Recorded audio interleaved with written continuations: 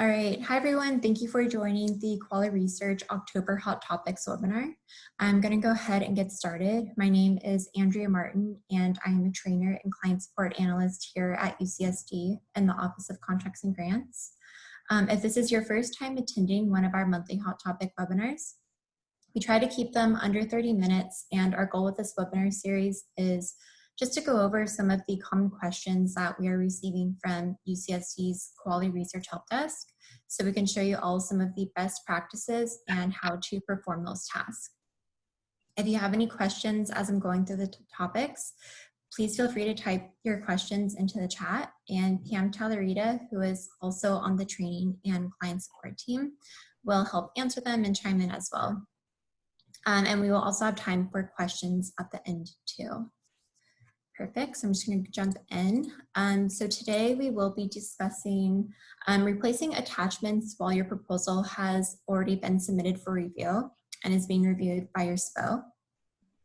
A breakdown of your proposal actions, the view, edit, copy, and Medusa buttons, and then where you can find your action list. So I'm going to go ahead and jump into my proposal. 1 second, just going to make sure everyone's muted. Go. All right, so right now I'm in a proposal and I'm going to go into my attachment section. And so this proposal has been submitted for review, and we can confirm this because if we look at the upper right-hand corner, we see the status, and right now it is currently in approval pending. So that means that the SPO is currently reviewing it. And so we can replace one of our attachments while it is in this mode, but just to note, you cannot do this when the proposal has already been approved and submitted, just when it's in review mode for the SPO. So I'll go ahead and replace this solicitation document.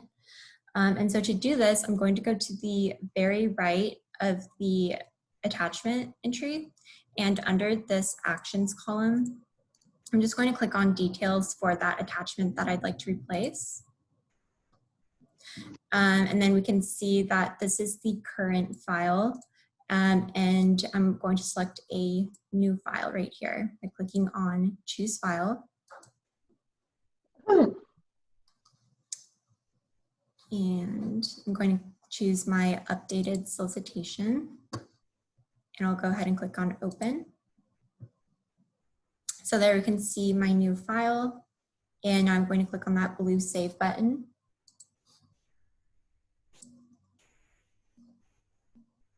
Perfect. So I can see that the new document has been replaced and updated with my new attachment. And then if we look over here towards the right side of the screen, it just points out who this attachment was uploaded by, as well as a timestamp. So we can see that this timestamp updated from what it was earlier to currently when I just made this update. So that's a kind of a good way to kind of keep track of when you uploaded your attachments, especially if you replace them, just to kind of double check. And we also have a knowledge base article too with all of these steps that I just followed. So I'm recording this today, and I'll send out an email with this recording along with the knowledge base article that references all the steps that I just took to replace this attachment. Perfect. So now let's move on to our next topic and break down some of my proposal actions, the view, edit, copy, and Medusa. So I'm going to search for a proposal. I'm just going to go into my, let me save this first. I'll save that. And I'm going to go into my common task. And from here, I'm just going to find my proposal development card and search proposals. So I can pull up another proposal. Just going to enter in my number. And I'm going to click on search. And I'm going to scroll down for my results. And here is my proposal. So right now we're going to focus on this left-hand actions column. So you can see here we have a few different action options. We have this view, we have an edit, copy, and Medusa. So this first view option, I'm going to open that in a new tab. So it's pretty straightforward. This will, of course, just allow you to view the proposal. But with that, you are only able to view the proposal. You are not able to edit the proposal with from view mode. And then if we go back and look over edit, this is also pretty self-explanatory. This does, when you click on edit, you open that up. This allows you to edit all of the different fields, but I do want to point out, once your proposal has been submitted for review or submitted, you cannot edit the proposal and that option will go away for you. So unless you need to switch out an attachment like we just went over, you will not be able to make any updates.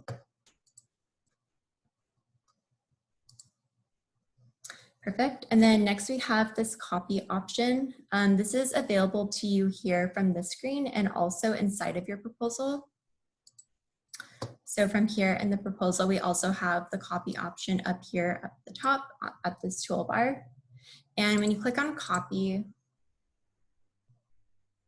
it'll ask you a few questions like confirming the lead units of the proposal. And if you'd like to include the same budget and the versions, and if you'd like to include the same attachments and the same answers for the questionnaires. So I think that this copy function is particularly useful if your PI is submitting to the same sponsor and opportunity that they have previously, especially if a lot of the information is going to be the same. So I'll just go ahead and answer a few questions.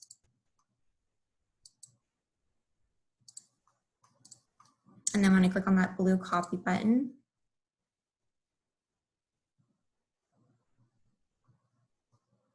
it's automatically going to take us into that newly copied proposal, and it'll take you in edit mode so you can get started on editing. So that's just something to keep in mind if you do copy your proposal. It's going to take you immediately into that new copied one. So you might just want to write down that other proposal number if you want to get back to the other one quickly. Perfect. I'm going to go back into my other tab. And now we have Medusa. So to put it simply, Medusa shows you the records relationship to other records in the system. So it will display all the other documents that are tied to the current document that you're in. So if you're creating a new proposal, this probably won't be very helpful because your proposal that hasn't been submitted yet isn't going to be connected to anything.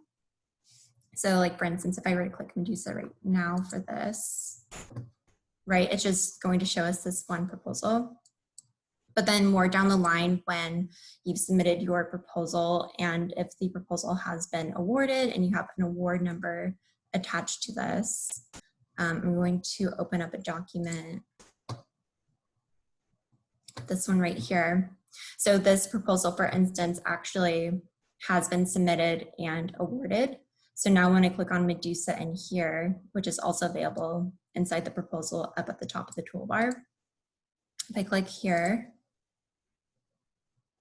we have more information. So we have the proposal that was created. And then once the proposal is submitted, we have the IP record that is automatically created upon submission of the proposal. And then since this was awarded too, it also shows the award. So this is great. And then if you click in, you also have a drop down to show you more information. The IP just pretty much holds all the information that came from the proposal. So this is a really great way if you're in your proposal, or even if you're in a sub-award or award, those modules also have a Medusa button. So from any document, like I said, this kind of comes more in handy down the line, and you can look any record you're in, what other records in the system that record is affiliated with. So definitely a very useful tool if you want to see what other records that your record is tied to. Perfect. And then I'm going to just quickly go over your action list. So to get to my action list, I'm just going to expand my left-hand menu and go to my common task. Go ahead and collapse that. So we want to find this first quick links card. And within here, the action list is the first button. So I'll go ahead and click into my action list. So each user has an action list that lists all of the documents waiting on their action. So this most likely will be the proposals that you're working on. So this is also another easy way if you are currently in the process of working on a proposal that hasn't been submitted yet. You'll have a list of those in here. And the most recent documents will be at the end of the action list, and older documents will be at the beginning of the action list. So if you have a lot of proposals that you're working on, or if you are a requisitioner on a subaward and you need to approve an invoice, all of those approvals will go into here as well. And if you have a lot, I don't have a lot, but if you have, I think, over 10 items, it should start having more pages. So just something to point out. You will also have, if you have more than 10 items, you'll have some page options here that you can go through, and your most recent documents will be on that last page. Perfect. Pam. Andrea? Uh-huh. Yeah, in the chat, we just got a question from Megan Warren, and she would like to know if you can delete something on your action list. No, I don't believe you can delete anything on your action list. Pretty much just what shows up here is anything that's awaiting approval, or a proposal that you're working on that needs to be submitted still. So they go away once you've taken the final action. Exactly. Mm-hmm.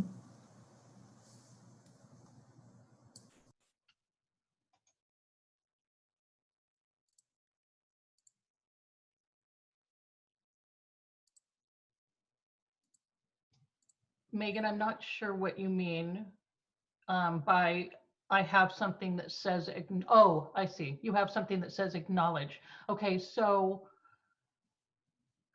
I think, and I could be wrong because I've never tested this out, if you want to get rid of something on your action list, you could go into that proposal and look at it. Would that do, it's like she's been added as an acknowledge, and like an FYI, Andy. Yeah. Mm-hmm. So I'm not sure if that's going to go away, but that would be something that we could do some research on and let you guys know. Yeah. Yeah, I think you're right, Pam, but I'll definitely look into that too and include that confirmation in our email. It may only go away if you're removed as having them, if the whoever sent you that acknowledgement, whatever proposal they included you on for that acknowledgement, if they removed you, it may go away, but I'm not sure. But we'll check into that.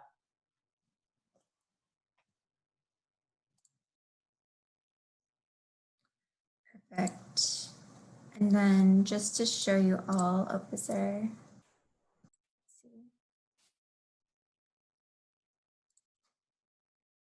Okay, and then just to also point out, if you type in Kuali research into Blink, this is the first page that comes up. And in this page, we have all of our help desk information. You can reach out to our help desk via email or through our UCSD support and services research portal. And I had mentioned earlier our knowledge-based articles. So if you look to the left side of the screen under our updates and resources, under our resources section, this last link, we have a link to all of our knowledge-based articles. And so I think that these are all very helpful. We try, we're pretty active in keeping these updated and adding them. So if you have any suggestions for articles that you think If you don't see one that you think would be really helpful, definitely submit a ticket to us. But all of these articles are pretty much based on some common help desk questions that we receive. So we have 18 articles right now just related to Kuali research. And if we click on this, see all articles and scroll down, we have our full list here. So I definitely recommend just taking a chance to kind of look through all of these, because I think all of this is very helpful information. And it's pretty detailed with our step-by-steps. Perfect. Do you have anything to add, Pam? I don't, but actually, I was in a meeting earlier. Do you mind if I just touch on the 9850 sponsor code pending really quick? Uh-huh. I was in a meeting earlier today, and we are going back over the process and the knowledge base article just to verify that we have everything correctly. However, when you select 9850, that automatically sends a notification to create a sponsor code, and you will put the information about the new sponsor under the notes section of attachments. However, you do not need to submit a ServiceNow ticket letting us know that you need a new sponsor code on top of that. I think that we may have said that you did in the past, but you do not need to, because when you select 9850 and you save that first screen, it sends an auto notification to us to create that sponsor code. Right. Unless they're in health sciences, right, Pam, then they continue to send tickets? Yes, I'm sorry, for general campus, yes. For general campus, you do not need to submit a ServiceNow ticket. If you're with health sciences, those are created by Nicole Fauché in HISPO, so we would just reassign that ticket to her. And I believe that Okta, Gloria O'Connor, does it, and she's usually really on top of it anyway, so I don't think you need to create a ticket for Okta. Perfect. Thank you, Pam. All right, and looks like we don't have any other questions, but perfect. Thank you everybody for joining, and we will be sending you out an email of this recording along with some other information.